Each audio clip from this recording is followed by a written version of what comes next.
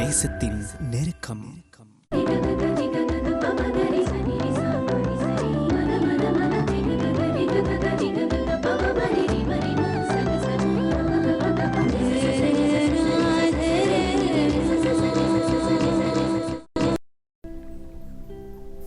வணக்கம். புத்தம்புதிய காலை பொழுதிலே வியாழன் வணக்கம் நேத்திரா நிகழ்ச்சியின் வாயிலாக நாங்கள் உங்களை சந்தித்திருக்கின்றோம். இன்றைய தினம் பௌர்ணமி தின விடுமுறை.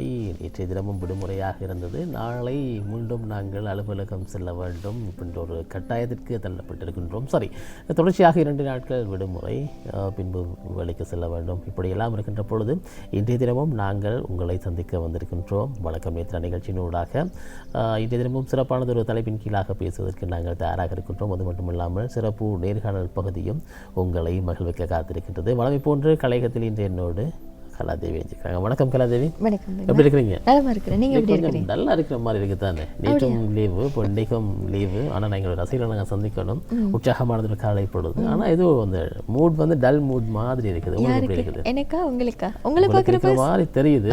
பட் ஆனால் அப்படி ஏன்னா இப்படி தானே, மனம் தானே எல்லாத்துக்கும் காரணம். எல்லாரும் வீட்டில் இருக்கிறாங்க, விடுமுறை, நித்திரை, வெளியில போறாங்க, அப்படிலாம் இருக்கிறப்ப நம்ம மட்டும் வந்திருக்கிறோமே அப்படிங்கிற ஒரு ஏக்கம் தான் இருக்குது இல்லையா? ரசிகர்களை சந்திக்க வந்திருக்கேன். அதுல சந்தோஷம், புத்துணர்ச்சி, அதை நினைக்கிறப்ப வந்து உண்மையாகவே ரொம்ப சந்தோஷம். சந்தோஷமான காலை பொழுதில் உங்கள் அனைவரையும் சந்திப்பதில் பெரும் மகிழ்ச்சி. 2026ஆம் ஆண்டு ஆகஸ்ட் மாதம் 27ஆம் தேதி வியாழன் வணக்கம் நேத்ரா நிகழ்ச்சியின் மூலமாக உங்கள் அனைவரையும் சந்திப்பதில் பெரும் மகிழ்ச்சி. இன்றைய நன்னாளில் தங்களுடைய பிறந்த நாள், திருமண நாள், இப்படி நிறைய சிறப்பான அம்சங்களோடு இணைந்து கொள்பவர்களுக்கு எங்களுடைய மனமார்ந்த வாழ்த்துக்களை நிகழ்ச்சியின் ஆரம்பத்திலே தெரிவித்துக் கொள்கின்றோம். ஒவ்வொரு நாளும் எங்களுடைய உள்ளம் சுத்தமாக இருக்க வேண்டும். உள்ளத்தில் இனிமையான நல்ல பல விடயங்களை நாங்கள் உட்செலுத்துகின்ற பொழுது, நினைக்கின்ற பொழுது, நல்ல எண்ணங்களை வளர்த்து கொள்கின்ற பொழுது அந்த நாள் முற்றுமுழுதாக எங்களுக்கு இனிய நாளாகவும் நாங்கள் நினைத்ததை போல் சுப நாளாக அமையும். அதனால்தான் ஒவ்வொரு நாளும் நிகழ்ச்சியின் ஆரம்பத்திலே நாங்கள் சிந்தனை துளியை நிகழ்ச்சியில் உங்களுக்காக வழங்குவது. படித்ததில் பிடித்த சுவைத்த பகுதியோடு விமல்.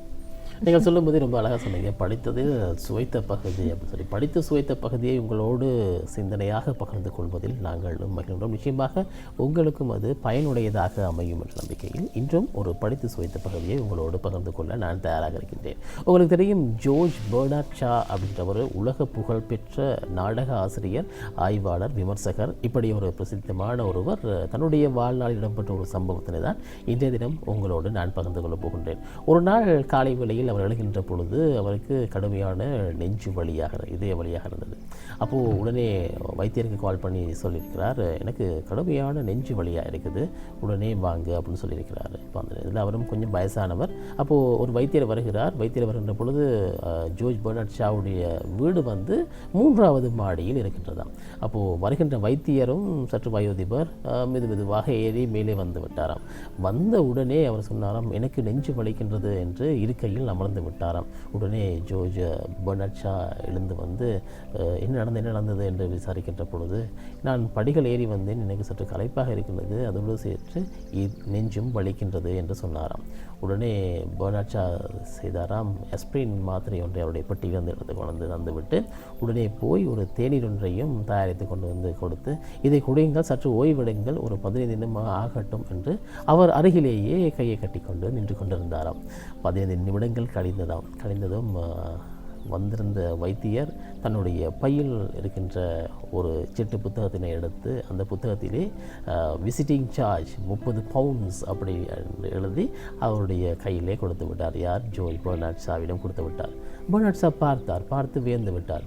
என்னது, எனக்கு சுகமில்லை என்று தானே உன்னை நான் வர சொன்னேன், நீ என்னிடமே இந்த சிட்டையை நீட்டுகின்றாயே, அதிலும் 30 பவுண்ட்ஸ் என்று எழுதியிருக்கின்றாயே என்று வைத்தியரிடம் ஜோர்ஜ் பெர்னார்ட் ஷா விசாரித்தாராம். அப்பொழுது வைத்தியர் ஒரு வார்த்தையை சொன்னாராம், நீ எனக்கு என்ன சொன்னாய்? படுக்கையிலிருந்து எழுந்து நடக்க முடியவில்லை, தன்னால் ஒரு தேநீரை கூட தயாரிக்க முடியவில்லை என்று சொல்லியல்லவா என்னை அழைத்தாய், இப்பொழுது நீ எங்கு நிற்கின்றாய் என்று பார் என்றாராம். உடனே ஜோர்ஜ் பெர்னார்ட் ஷா ஒரு தினம் யோசித்தாராம். யோசித்து கொண்டிருக்கின்ற வழியிலே வைத்தியர் சொன்னாராம், எப்போதும் உன்னை பற்றி நீ கவலைப்பட்டு கொண்டிருந்தால் நிச்சயமாக உனக்கு இருதய நோய் மாத்திரமல்ல, இன்னும் பல நோய்கள் வந்து சேரும். எப்பொழுது நீ பிறரை பற்றி யோசிக்க ஆரம்பிக்கின்றாயோ, கவலைப்பட ஆரம்பிக்கின்றாயோ, நோயே உன் பக்கம் வராது என்பதை சொல்லினாராம். ஆகவே இந்த படித்து சுவைத்த பகுதியிருந்த இந்த விடயத்திலிருந்து நாங்கள் தெரிந்து கொள்ள வேண்டிய ஒரு விடயம், எப்பொழுதுமே எம்மை பற்றி நாங்கள் கவலைப்பட்டு கொண்டே இருக்கக்கூடாது என்பதைத்தான். என்னால் முடியும் என்ற தன்னம்பிக்கையை நாங்கள் வளர்த்துக் கொள்வோமாக இருந்தால் நிச்சயமாக எதனையும் நாங்கள் சாதித்து விடலாம். அருமையானது ஒரு பகுதி நிச்சயமாக உங்களுக்கும் பிடித்திருக்கும் என்று நம்புகிறேன். கலாதேவி, உங்களுக்கு எப்படி இருந்தது? ரொம்ப ரொம்ப பிடித்தது. ஏனென்றால் ஒரு சிலரை பொறுத்தவரையில் விமல் வயது செல்கின்ற பொழுது சிலர் எனக்கு இந்த பிரச்சனை இருக்குமோ, இந்த நோய் இருக்குமோ, இந்த நோயினால் எனக்கு ஏதாவது ஆபத்துக்கள் ஏற்படுத்தி விடுமோ, இப்படி நினைத்து தன்னை பற்றி நினைத்து அந்த நோயை அவர்களுக்கு அவர்களாகவே வளர்த்து கொள்கின்றார்கள். எல்லாவற்றிற்கும் முதல் காரணம் மனம்தான். அந்த மனதை எப்பொழுதுமே உறுதியாகவும் பலம் நிறைந்ததாகவும் சக்தி நிறைந்ததாகவும் வைத்துக்கொள்ள வேண்டும். அதேபோல் நாங்கள் மற்றவர்களை பற்றி நாங்கள் யோசிக்க வேண்டும். எம்மை பற்றியே நாங்கள் யோசித்து கொண்டிருப்பதை விட நோய் தொடர்பாக நாங்கள் சொல்கின்றோம். ஏனென்றால் எங்களை பற்றி யோசிக்கக்கூடாதா என்ற ஒரு எண்ணம் உங்களுக்குள் வந்துவிடும் இல்லையா?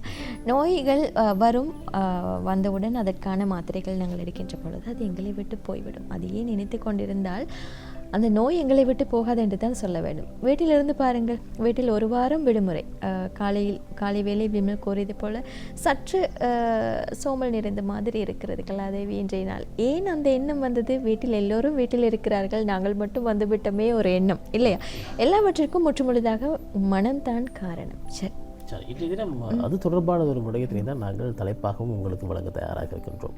மனித நேயம் தொடர்பாக பேசவிருக்கின்றோம். மனித நேயம் ஆரம்ப காலங்களோடு ஒப்பிடுகின்ற பொழுது மனித நேயம் இருந்ததாக அனைவரும் சொல்லப்படுகின்றது. புராண இதிகாசங்களிலிருந்து கருணை, அன்பு, பரிவு, பாசம், இப்படி ஒட்டுமொத்தமாக மனித நேயம் என்ற சொற்பதத்தினுள் அனைத்துமே அடங்கி விடுகின்றது. ஆனால் இன்று இந்த மனித நேயம் மனிதர்களிடத்தில் இருக்கின்றனவா என்ற ஒரு கேள்விக்குறி அல்லது சந்தேகம் எழுகின்ற பல நிகழ்வுகள், செயற்பாடுகள் ஆங்காங்கே நடைபெற்று கொண்டிருக்கின்றது. ஆகவே மனித நேயம் தொடர்பான உங்களுடைய கருத்துக்களை எங்களோடு பகிர்ந்து கொள்ளுங்கள். நாங்கள் விலங்குகளை ஒப்பிடுகின்ற பொழுது, மனிதர்களோடு பார்க்கின்ற பொழுது, மனிதனை விட அதிகப்படியான பரிவு பாசத்தினை கொண்ட மனிதநேயம் கொண்டவர்களை தாண்டி இந்த விலங்குகள் மனிதர்களிடத்தில் எவ்வாறு இருக்கின்றது என்பதையும் நாங்கள் சுட்டிக்காட்டக்கூடியதாக இருக்கும். நன்றியுள்ள பிராணியாக இருக்கின்றது, நாங்கள் சொல்வதெல்லாம் கேட்கின்றது, எம்மோடு அப்படியான ஒரு நல்லெண்ணத்தை கொண்டதாக கூட இருக்கின்றது. ஆனால் மனிதர்களிடத்தில் இந்த மனிதநேயம் இருக்கின்றதா, மனிதநேயம் அரிதாகி கொண்டிருக்கின்றதா, அல்லது மனிதநேயமே இல்லாமல் போய்விட்டதா என்ற ஒரு வினாவும் பலரது மத்தியில் இழந்து கொண்டுதான் இருக்கின்றது.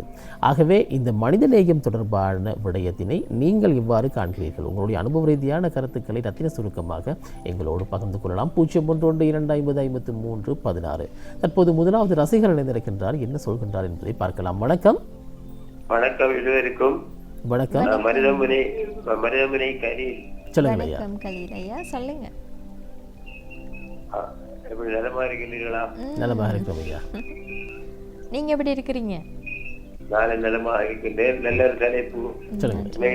மனித நேயம் உள்ளவர்களாகவே ஒவ்வொரு மனிதரும் திகழ வேண்டும். அதுதான் எங்களுடைய வளர்ச்சிக்கும் உயர்ச்சிக்கும் எதிரான சிறப்புக்கு காரணமாக அமையும் என்றால் அது மிகையாகாது. எல்லா விடயங்களிலும் நாங்கள் எங்களுக்குள்ள மனித நேயம் இருக்க வேண்டும். சுயநல போக்கை நாங்கள் எடுத்தறிய வேண்டும். சில விடயங்களுக்கு எங்களுக்கு சுயநலம் தேவைப்பட்டாலும் அநேகமான விடயங்கள்ல நாங்கள் மனித நேயம் உள்ளவர்களாகவே இருக்க வேண்டும். இப்ப உயிர்களிடத்தில் ஏனைய மனிதர்கள் தவிர ஏனைய உயிர்களிடத்தில் பார்க்கின்ற போது அவைகளும் இறைவனுடைய படைப்புகள், அவைகளும் ஜீவராசிகள். ஜீவ காருண்யம் அங்கே இருக்க வேண்டும். அவர் அந்த உயிர்களிடத்தில் நாங்கள் கண்ணியமாக அல்லது அதை மதித்து நடக்க வேண்டும். அதற்கு துன்புறுத்துவது, அதை நெறிவது, சொந்து போட்டு இருக்குவது, கால் உடைப்பு என்றெல்லாம் பிள்ளைகள் செய்வார்கள். அதெல்லாம் நாங்கள் கட்டுப்படுத்த வேண்டும். என்ற அவைகளும் உயிர்கள். அது மட்டுமல்ல, நாங்கள் வீட்டிலே விரும்பி வளர்க்கின்ற ஞானிகள் எவையாக இருந்தாலும் நாங்கள் மனித நேயத்தை அதனிடத்திலே செலுத்த வேண்டும்.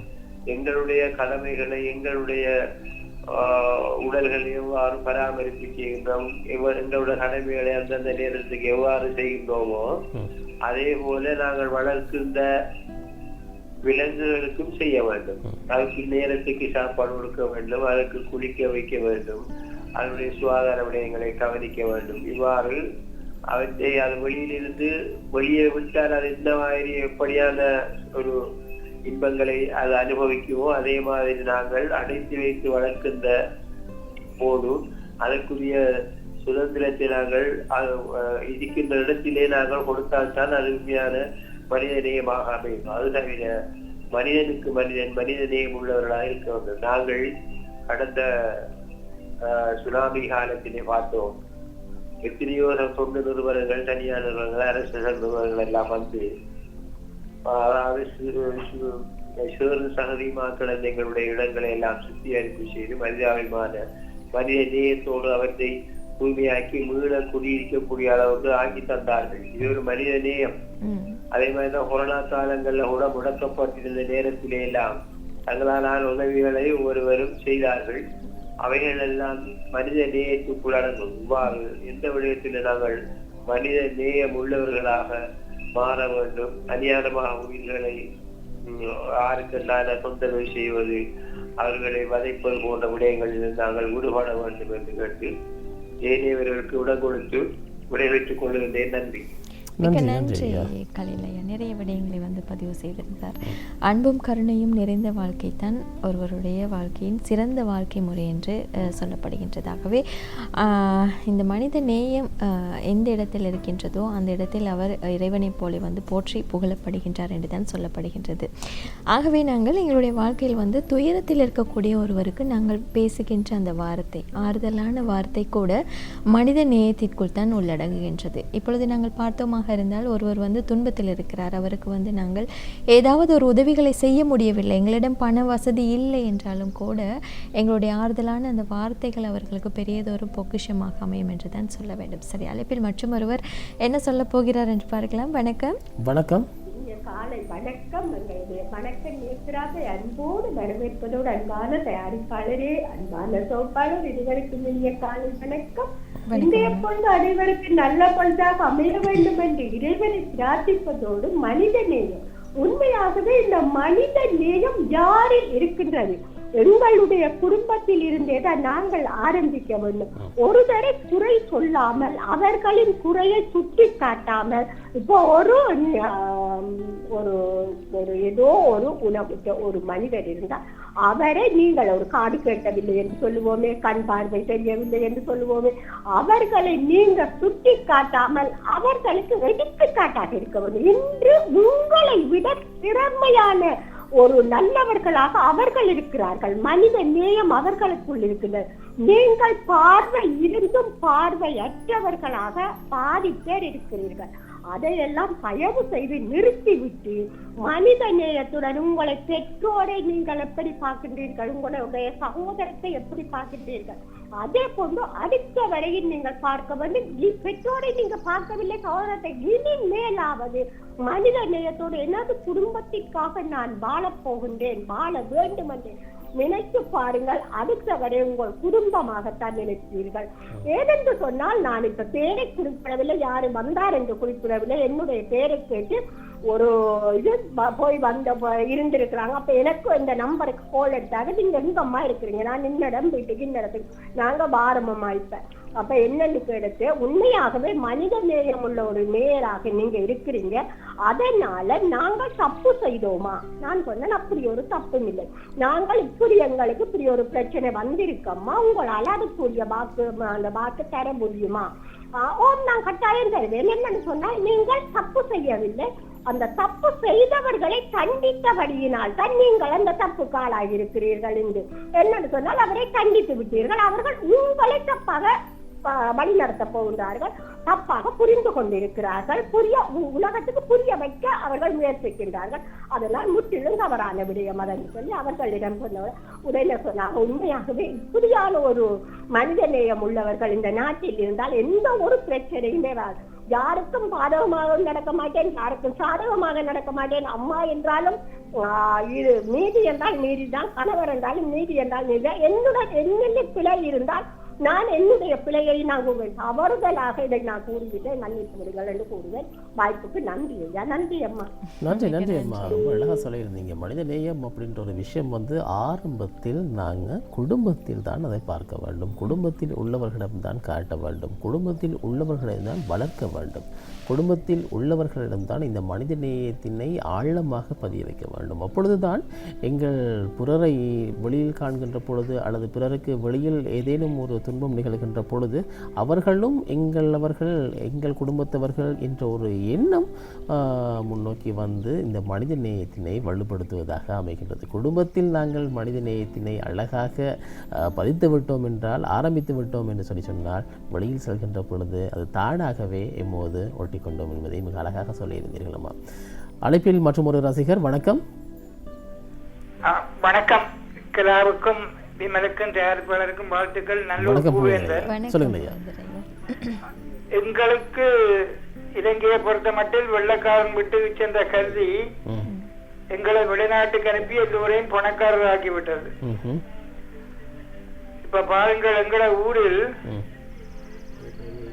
கோயில் திருவிழாக்களில் நீங்க சுவாமிக்கு பூஜை செய்யுங்கள், மாலையை போடுங்கள், இப்படி ஏராளமான மின்சார பல்புகளை பூட்டி கண்ணை பழுதாக்குறது மனித நேயமா? இப்படி பெரிசாக நாங்கள் திருவிழா செய்ய வேண்டுமா? அது எந்த கோயில் என்றாலும் எங்களுடைய உடலுக்கு நோயை ஏற்படுத்தக்கூடிய விஷயங்கள் இப்ப பல விஷயங்கள்ல வந்து விட்டது. ஆட்டங்கள், பாட்டங்கள், கச்சேரிகள் எல்லாம் வந்து காதையெல்லாம் பிள்ளைகளுக்கு செவிடாக்கி விட்டது. பிள்ளைகள் படிக்காமல் இருக்கின்றது. நாங்க சொல்லுகின்றோம், பான் வண்டில் போகுது, மீன் வண்டில் போகுது, சத்தம் போடுது, சின்ன விஷயங்கள், பெரிய பெரிய விஷயங்கள் எல்லாம். நான் யாழ்ப்பாணத்தை தான் கூறுகிறேன். யாழ்ப்பாணத்தால் என்ன செய்யலாம்?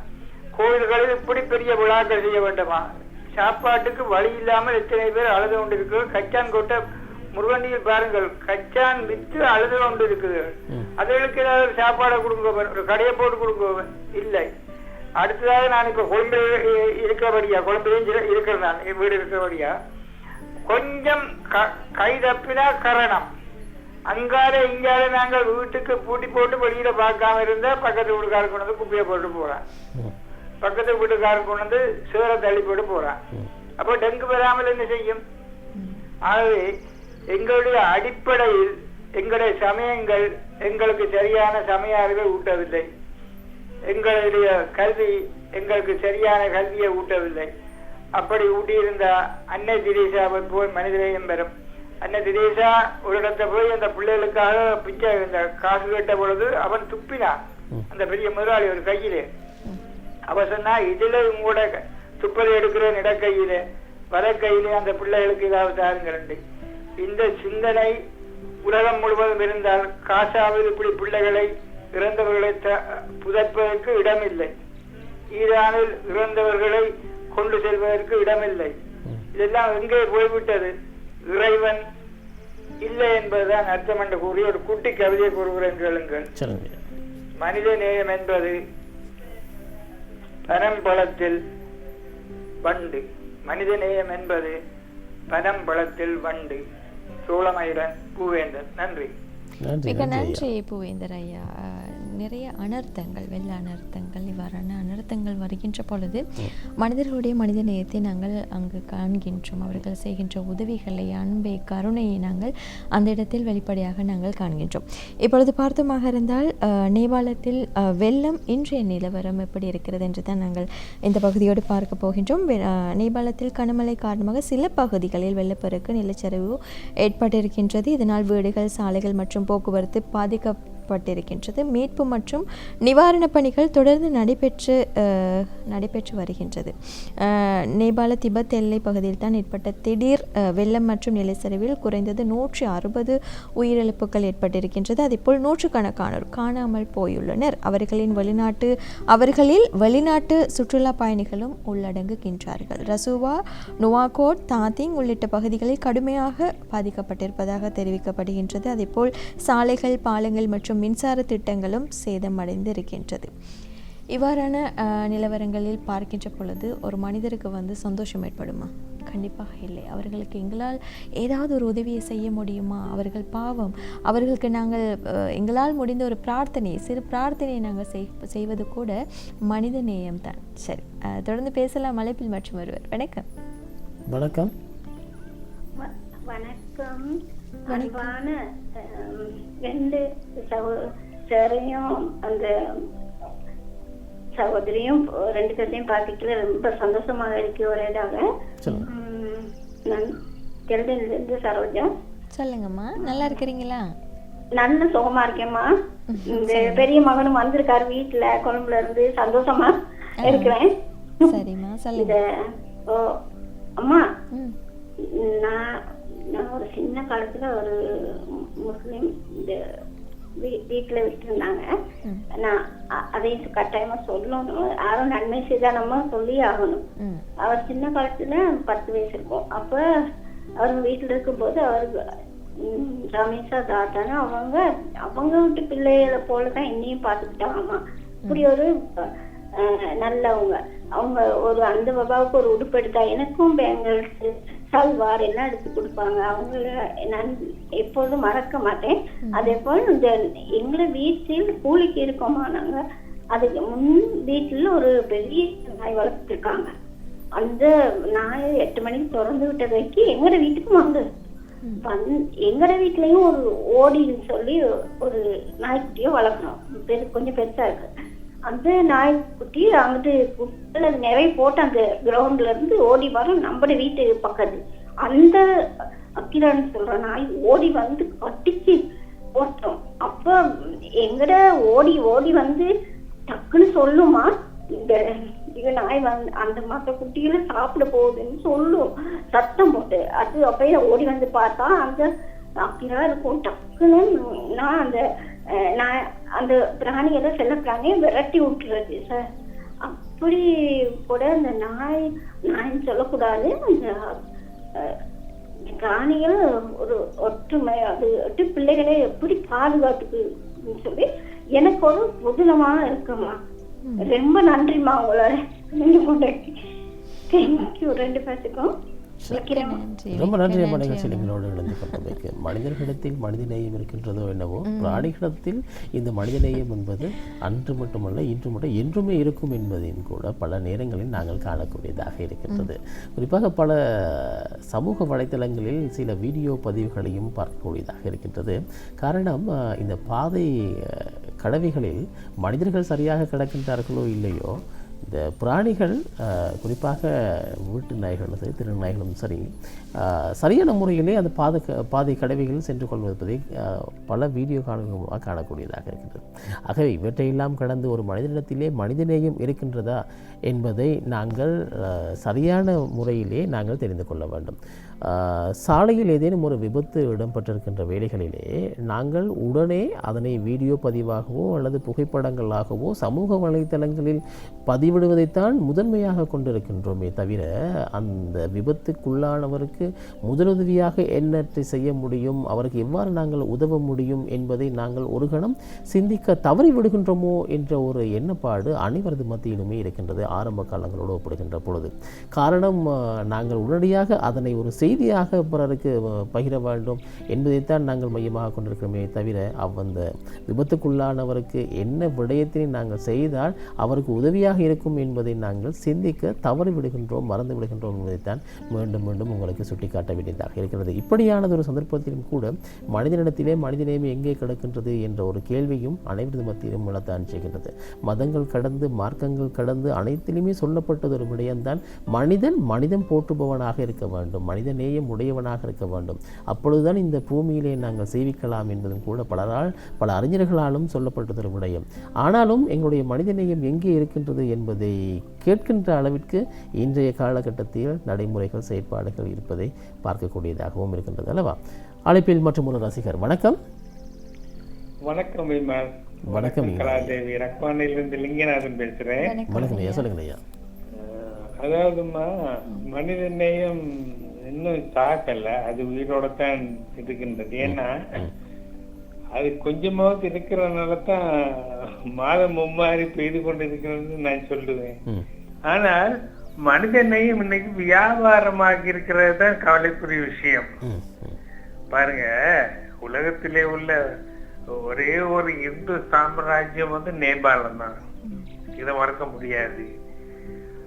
அந்த காலநிலை கூட நல்ல சீராகத்தான் இருந்தது. நல்ல வெயில், பாருங்க நாங்க வீடியோல எல்லாம் பார்த்தோம், நல்ல வெயில் அடிக்கிற காலநிலை தான் இருந்தது. எதிர்பாராத விதமாக ஏற்பட்ட ஒரு பூமி அதிர்ச்சியின் மூலம் பனிப்பாறைகள் உடைந்ததனால் ஏற்பட்ட அந்த வெள்ளப்பெருக்கு உண்மையிலே மிகப்பெரிய ஒரு அனர்த்தத்தை உண்டாக்கி இருக்கின்றது. ஒரு இந்து சாம்ராஜ்யத்துல தர்மம் இல்லாமையா இருக்கும்? தர்மம் இருந்திருந்தா நடந்திருக்காது. அது நாங்க யோசிக்கணும். இறைவனுக்கு ஒரு கணப்பொழுது போதும், ஆக்குபவனுக்கு பலனாக அழிப்பவனுக்கு ஒரு நாள் வேலை. ஆகவே இன்னைக்கு பாருங்க, ஒரு 1000 ரூபாய் ஒருத்தன் ஒரு உதவிக்காக கொடுத்து விட்டு அதை பப்ளிக் பண்றதுக்காக பிரசித்தப்படுத்துறதுக்கு 5000 ரூபாய் செலவழிக்கிறான். பேருக்காக வேண்டியும் புகழுக்காக வேண்டியும். அடுத்தது மனிதநேயம் என்பது பிரதி உபகாரத்தை எதிர்பார்த்து செய்யறதாக இருக்கின்றது. நான் ஒருவருக்கு இந்த உதவியை செய்தால் இவன் எனக்கு இந்த உதவியை பெற்றுக் கொள்ளலாம். இது மனிதநேயம் அல்ல. அது மனிதநேயமாக தான் இன்றைக்கு உலகம் பார்த்து கொண்டிருக்கின்றது, வேடிக்கை பார்த்து கொண்டிருக்கின்றது.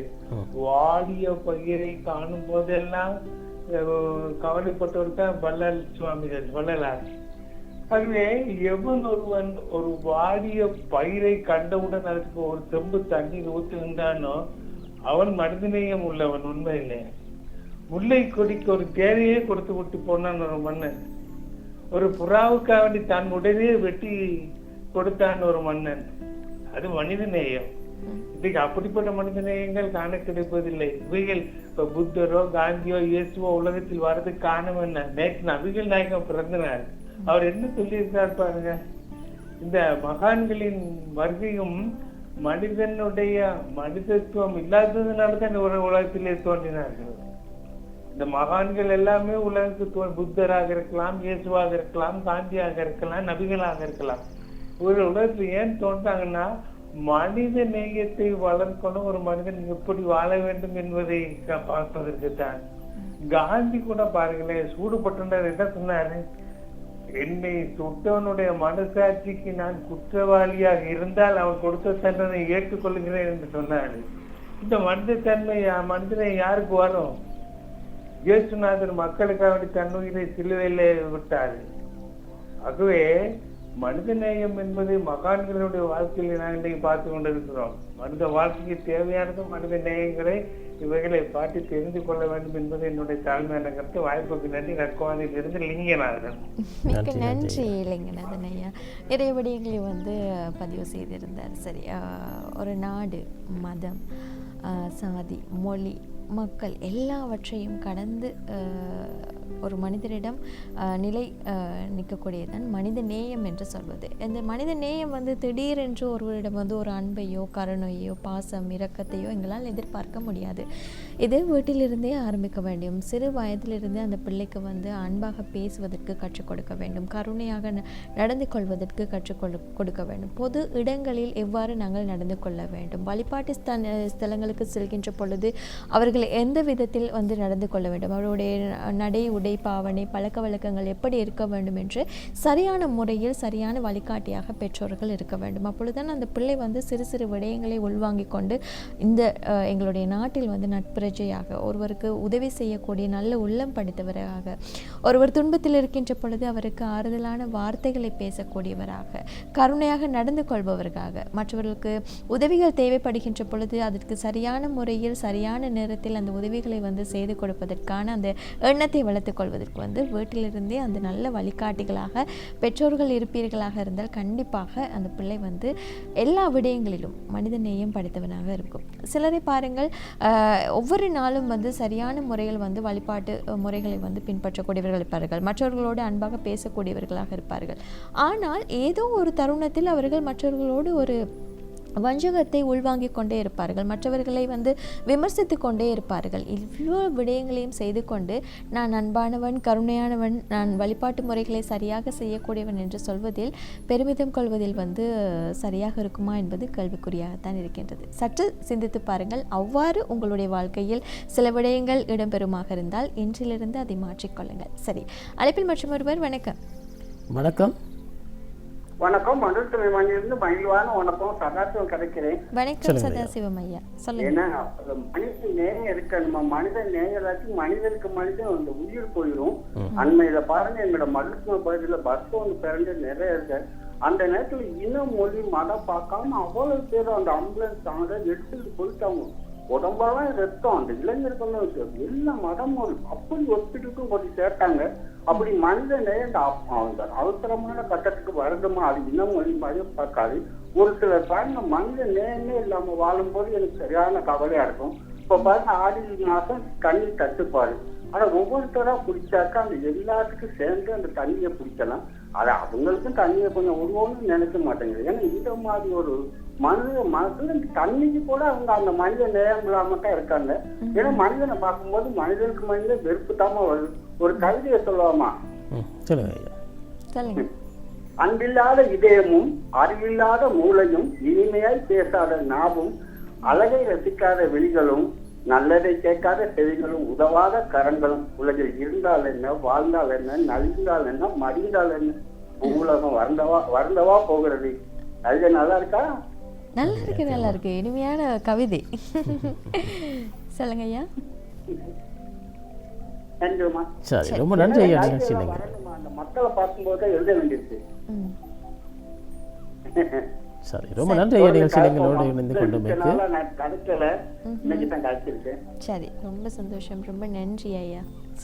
மனித நேயம் தொடர்பாக பேசிக் கொண்டிருக்கின்றோம். மனித நேயம் எங்கெல்லாம் இருக்கின்றது, மனித நேயம் கொட்டி கிடக்கின்றது என்று ஒரு பிரிவினர்கள் சொன்னாலும் கூட மனித நேயம் ஆங்காங்கே தேட வேண்டியதாக இருக்கின்றது. நாங்கள் பொது போக்குவரத்தில் செல்கின்ற பொழுது கர்ப்பிணி தாய்மார் நின்று கொண்டு வந்திருக்கிறார்கள். ஆசனத்தில் அமர்ந்திருந்தவர்கள் காதிலே ஹெட்போன்களை மாட்டிக்கொண்டு அழகாக பாட்டு கேட்டுக்கொண்டு, அதேபோல் சிலர் தூங்குவதை போல கூட இருப்பார்கள். அவர்களை காண்கின்ற பொழுது தான் தூங்கி கொண்டிருப்பது போன்ற ஒரு போலியான ஒரு நடிப்பை காண்பது.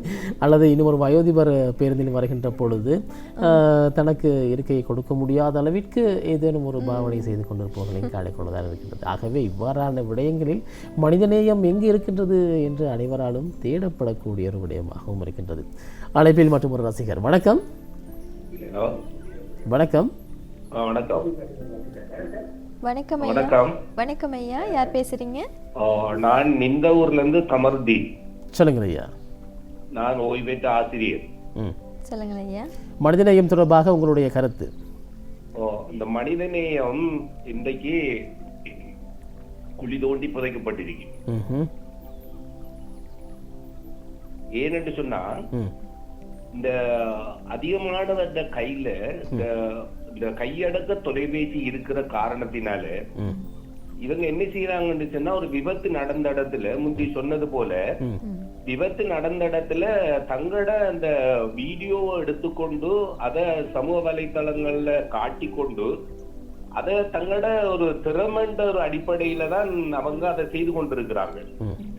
இவங்களுக்கு முதலாவது இது போன்ற எங்களோட ஒலிபரப்புகள் நல்ல புத்திகளை சொல்லக்கூடிய ஒரு ஒரு நிகழ்ச்சி ஒன்று ஏற்படுத்தி இவங்களுக்கு ஒரு விழிப்புணர்ச்சி ஒன்று ஏற்படுத்தணும். ஏனென்று சொன்னா, விபத்து நடந்த இடத்துல நீங்க முதலாவது செய்ய வேண்டிய வேலை முதலுதவி செய்யணும். அண்மையில கூட சவுத் ஈஸ்டர்ன் யூனிவர்சிட்டிக்கு வந்த பட்டமளிப்புழாவுக்கு வந்த பிள்ளை ஒன்று விபத்துக்குள்ளாகுது. இந்த ஊர்ல அல்லிமில சந்தி என்ற ஒரு இடத்துல. அந்த இடத்துல விபத்துக்குள்ளான அந்த பிள்ளைய காப்பாற்றுற முயற்சியில எடுத்துக்கொண்ட கூடிய விஷயங்களை பார்க்காம வீடியோ எடுத்துக்கொண்டு இருக்கக்கூடிய இளைஞர்களை தான் நாங்க பாக்குறோம். ஏனென்றா அந்த இப்படியான அந்த வீடியோக்கள் ஊடாக தங்களுடைய இந்த சமூக வலைத்தளங்கள்ல நாங்க இருக்கிறோம் என்று காட்டுறத கொண்டு செய்த வேலையினால இது விபத்துக்குள்ளான பிள்ளைகள் அண்டைங்கள நடந்த அந்த விபத்துல வைத்தியசாலையுடைய ரிப்போர்ட் என்னன்னு சொன்னா அதிகமான இரத்தம் வெளியேற்றப்பட்டதன் காரணமாகத்தான் அந்த பிள்ளை இறந்து போகுது. எனவே இவங்களுக்கு எங்களுடைய நேத்ராவோ வசந்தமோ அப்படியான ஒலிபரப்பு கூட்டு தாபனங்கள் இந்த பாதிபர்களுக்கு தனியான ஒரு நிகழ்ச்சி திட்டத்தை ஏற்படுத்தி முதலுதவி என்னங்கிற ஒரு நாள் கருத்தரங்கு அவங்களுக்கு செய்தாலும் போதாது. ஆனா உங்களுடைய அந்த நேரங்கள் இடத்துல அதை செய்தால் மிக சிறப்பாக இருக்கும். அதே வேளையில இந்த காவல்துறை என்ன செய்யுதுன்னு சொன்னா இந்த ஓட்டோக்காரர்கள் இருக்கிறாங்க தானே, அவங்க ஏதாவது விபத்து நடந்தா அந்த இடத்துல சூழ இருக்கிற இந்த ஓட்டோ டிரைவர் மாதிரி தங்களுடைய த்ரீவீலர்கள் எடுத்துக்கொண்டு ஓடி விடுறாங்க. அவங்க தூக்கிட்டு போக மாட்டாங்க. அப்ப அவங்களிடத்துல கேட்டு அவங்க சொல்றாங்க என்று சொன்னா வைத்தியசாலைக்கு கொண்டு போனா போலீஸ் வரும். போலீஸ் வந்ததுக்கு பின்னால எங்களை விசாரணைக்கு உட்படுத்துவாங்க. அந்த விசாரணையிலிருந்து தப்ப முடியாத நிலையில தான் நாங்க ஓடுறோம் சொல்றாங்க. எனவே காவல்துறையும் என்ன செய்யணும் என்று சொன்னா மனித நேயத்துக்கு தங்களுடைய சரியான பங்களிப்பை செய்யணும்.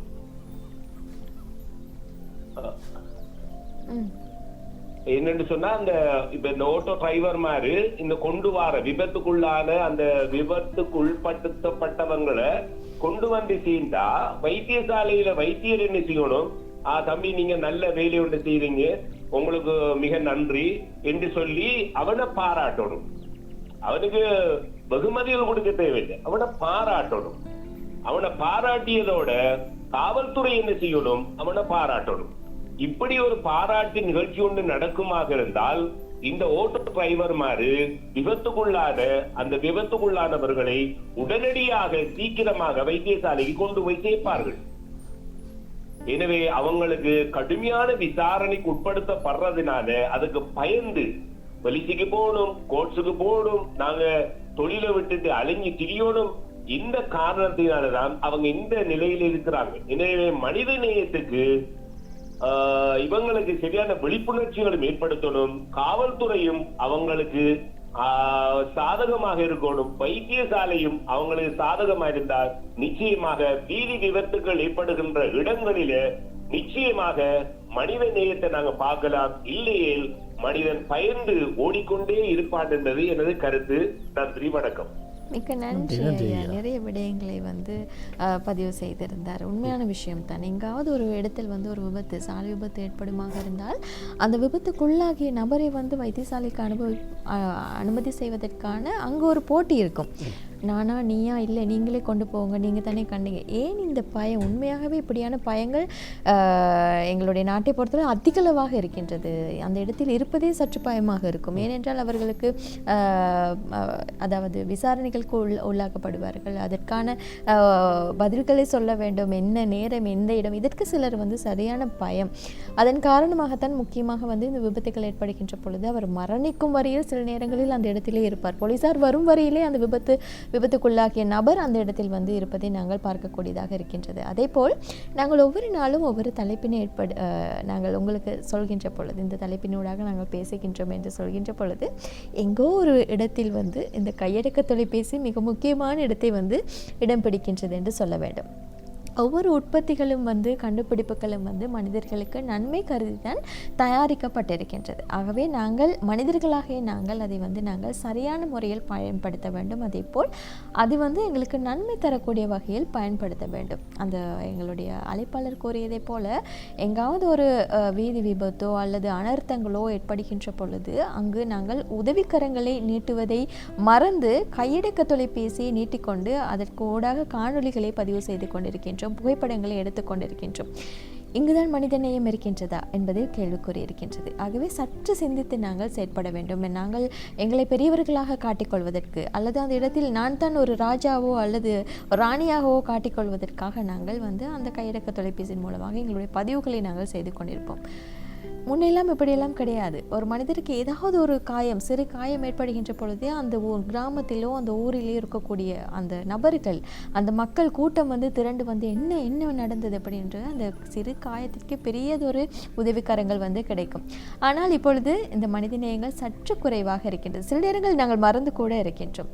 சரி, இந்த மனித நேயத்தை வந்து நாங்கள் வளர்த்து கொள்ள வேண்டும். கருணை, அன்பு, இரக்கம், பரிதாபம், அன்பு இதெல்லாம் வந்து எப்பொழுதும் வந்து எங்களுக்குள் இருக்க வேண்டும். அது தேவையான நேரத்தில் தேவையான நபருக்கு கொடுப்பதற்கும் மறந்துவிடக்கூடாது. அப்படித்தான் விமல்? நிச்சயமாக மனிதனுடைய வாழ்க்கை என்பது சீராக நடைபெற வேண்டும், முன்னேற்றங்கள் உடையதாக இருக்க வேண்டும், எந்த விதமான தங்கு தடையுமின்றி சிறப்பாக செம்மையாக இருக்க வேண்டும் என்று சொன்னால் நிச்சயமாக மனித நேயம் அங்கு பிரதான இடத்தினை வகிக்கின்றது. ஆகவே மனித நேயத்தோடு நடந்து கொள்வதற்கு நாமும் பழகுவோம், பிறரையும் பழக்கி விடுவோம் என்பதை சொல்வது மிக சிறப்பாக இருக்கும் என்பதையும் சொல்லியாக வேண்டும். மனித நேயம் என்பது அனைவருக்குமே மிக பொருத்தமானதொரு விடயமாக இருக்க வேண்டும், அவசியமானதொரு விடயமாக வேண்டும் என்பதனை நாங்கள் அனைவரும் கட்டாயமாக வளர்த்து கொள்ள வேண்டும் என்பதை நாங்கள் மீண்டும் மீண்டும் ஞாபகப்படுத்த வேண்டியதாக இருக்கின்றது.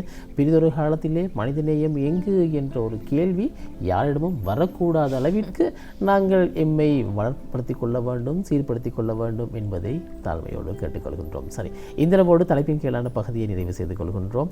அடுத்த அம்சம் உங்களை மகிழ்விக்க காத்திருக்கின்றது. தொடர்ந்தும் நேற்று அலைவரிசையோடு இணைந்திருங்கள்.